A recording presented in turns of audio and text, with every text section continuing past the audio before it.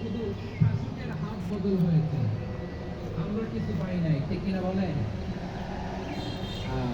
কিন্তু ওনাদের দোষ দিয়ে কি লাভ? একদল খাইছে, আরেক দল খাওয়ার জন্য রেডি হয়ে আছে। আমরা এরকম চাই না। আমরা চাই স্বাধীন সার্বভৌম বাংলাদেশ, আমরা চাই দুর্নীতিমুক্ত বাংলাদেশ। আমি নিউজটা যে কতবার বললাম, এটা কি সম্ভব?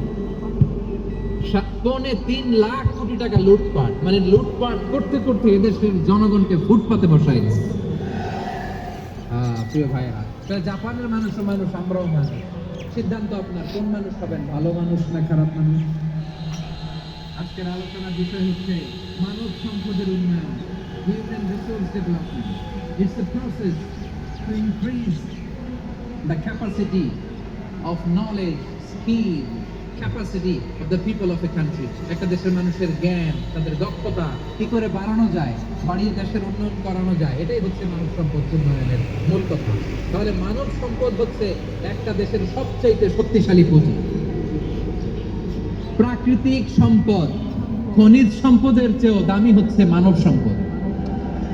আমার প্রিয় যশোর, প্রাকৃতিক সম্পদ, খনিজ সম্পদের চেয়ে দামি সম্পদ কি সম্পদ? আল্লাহ তাআলা দয়া করে আমাদের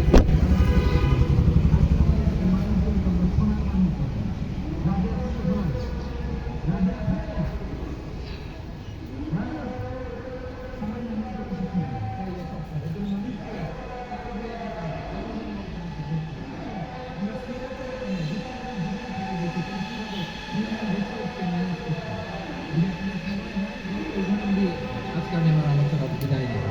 হবে সময় হবে কয়েক মিনিট। হ্যাঁ, শান্ত থাকবেন তো? শান্ত থাকবা? হ্যাঁ, ঠিক আছে। এই ধাক্কার মধ্যে ঢুকছে, এবার মজা বুঝতেছি তো? হ্যাঁ, মানা করছিলাম না? ঠিক আছে, টের পাও। হ্যাঁ, ঠিক আছে। যে আওয়াজ করবে আমি ওকে দেখতেছি, কে কে আওয়াজ করে দেখতেছি। শেষ কথা, শেষের দিকে চলে আসছি। বিশেষ ইসলাম কিভাবে হিউম্যান রিসোর্সকে